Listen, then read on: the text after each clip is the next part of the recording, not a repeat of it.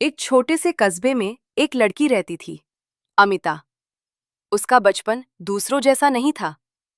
पिता की मौत के बाद घर का सारा बोझ उसी पर आ गया। माँ सालों की बीमारी से कमजोर और घर एक जर्जर सा कमरा। अमिता दिन में चार चार घरों में काम करती और रात को अपनी माँ को दवाई देकर चुपचाप बैठ जाती। उसके चेहरे पर मुस्कान होती थी, लेकिन अंदर बहुत कुछ टूटा हुआ था। फिर भी वो एक बात पर यकीन करती थी, अगर दिल साफ हो तो जिंदगी कभी न कभी बदलेगी। एक दिन बाजार में काम से वापस आते समय एक तेज रफ्तार कार फिसलकर पास ही खड़ी अमिता से टकराने से बची।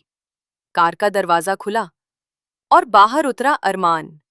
सुंदर, अमीर, सभ्य, लेकिन सबसे खास उसकी आंखें थीं, जिनमें किसी गरीब को देखकर घमंड नहीं बल्कि फिक्र दिखाई देती थी।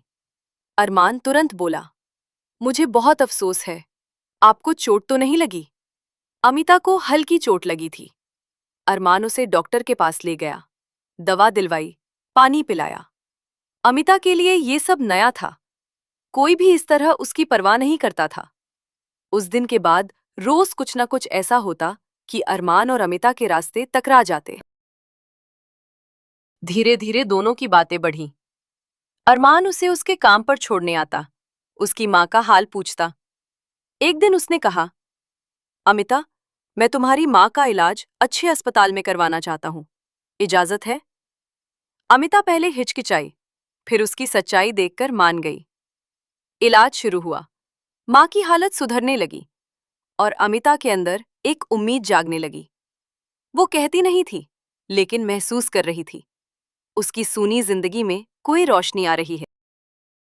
अरमान अमिता को बुनियादी चीजें सिखाने लगा, कैसे पैसे बचाने हैं, कैसे अपने लिए खड़ी होना है। अमिता भी उसे अपने छोटे छोटे सपने बताती, लेकिन दोनों ही अपने दिल की बात कहने की हिम्मत नहीं जुटा पा रहे थे।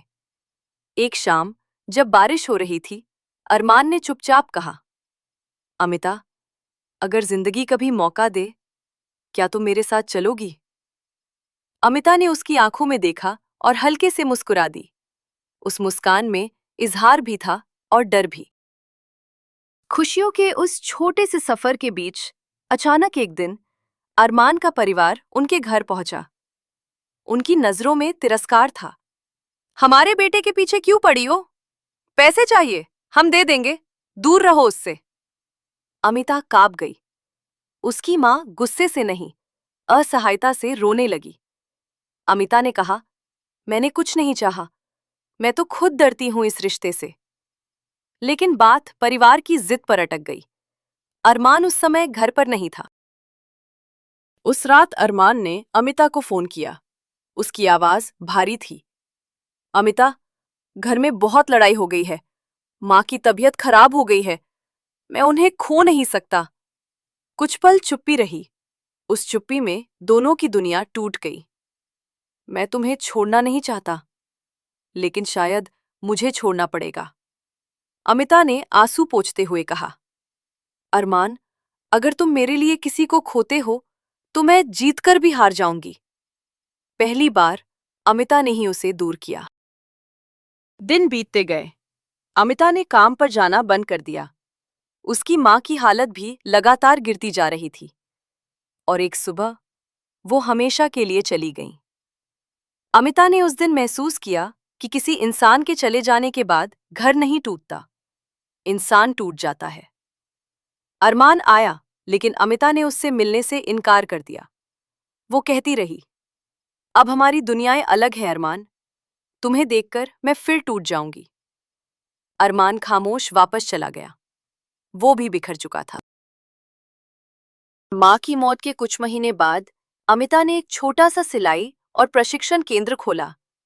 वो उन लड़कियों को सिखाने लगी जो उसके जैसी थीं, गरीबी में फंसी, सपने दबे हुए।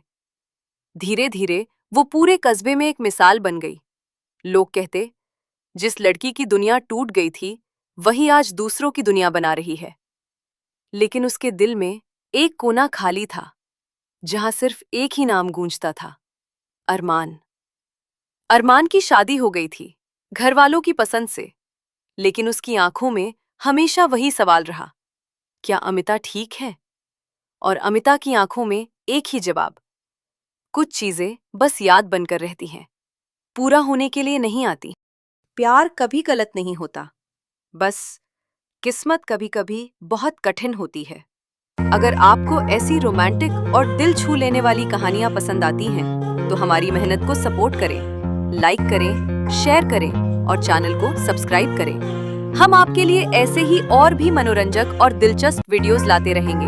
Stay tune, your next favourite story is coming soon.